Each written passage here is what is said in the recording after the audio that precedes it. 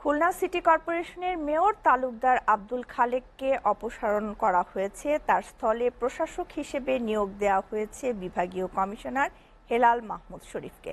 স্থানীয় সরকার বিভাগের উপসচিব মোহাম্মদ শামসুল ইসলাম স্বাক্ষরিত প্রজ্ঞাপনে বিষয়টি জানানো হয়। দর্শক, এই বিষয়ে বিস্তারিত জানাতে আমাদের সাথে সরাসরি যুক্ত হচ্ছেন আমাদের সহকর্মী রকিবুল ইসলাম মতি। চলে যাচ্ছি তার কাছে। মতি, খুলনার মেয়র এবং জেলা ও উপজেলা চেয়ারম্যানরা এখন ঠিক কোথায় আছেন? তারা কেমন করে নির্বাচিত হয়েছিলেন এবং জনগণ কি নতুন নির্বাচন চায়? এই প্রসঙ্গে কি তথ্য আছে আপনার কাছে?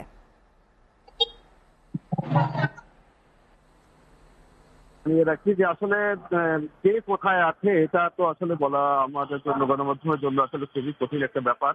আমরা মেয়রের কথা যদি বলি, মেয়র কিন্তু 5 তারিখের পরে যখন সারা দেশে একটা অচল অবস্থার সৃষ্টি হয়, তখন কিন্তু তাকে আর পাওয়া যায়নি এবং সে কোথায় আছে, কিভাবে আছে বা কোন কোন জায়গায় আছে এই বিষয়ে আমরা অনেক চেষ্টা করেছি জানার। আসলে আমরা এই বিষয়ে কোনো কিছু জানতে পারিনি। তবে একটি বিষয়ে বলি যে মেয়র যেমন আছে, তেমন খুলনা জেলা পরিষদের যে চেয়ারম্যান ছিলেন তিনিও কিন্তু পলাতক অবস্থায় রয়েছেন এবং কোথায় আছেন, এই যে যারা প্রতিনিধি আছেন তারা কোথায় কি অবস্থায় আছেন কেউ কিন্তু এখন পর্যন্ত বলতে পারছে না। তবে তারা শুধু একটা কথাই বলছে যে যে যে সামনে যে দিনগুলো অচল অবস্থায় রয়েছে, এই অচল অবস্থায় জনগণের যে সমস্যা সৃষ্টি হচ্ছে সেই সমস্যা কিন্তু জনগণ চাপা হচ্ছে। তারা বলছে যে এই সাধারণ বিষয়টাকে গুরুত্ব দিয়ে যে সরকার, জাতীয় সরকার গঠন করেছে, তারা যে ব্যবস্থা নিয়েছে এটা সাধারণ জনগণের জন্য কিন্তু একটি ভালো দিক বলে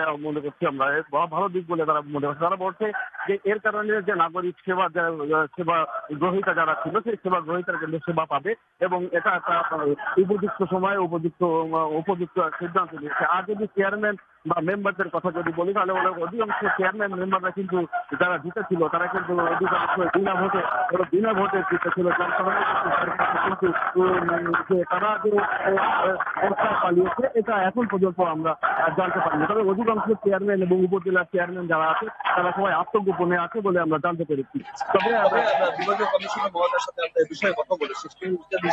তিনি জানিয়েছেন যে তার যে অতিরিক্ত যে দায়িত্বটি দেওয়া হয়েছে মন্ত্রণালয় থেকে, সে দায়িত্বে কিন্তু তার যথাযথ ব্যবস্থা যাবে সে চালু করবেন বলে সে আমাদেরকে মানে আমাদের কাছে ব্যক্ত করেছেন।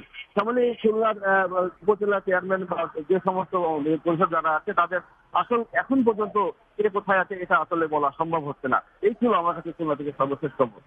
মতি, আপনাকে ধন্যবাদ।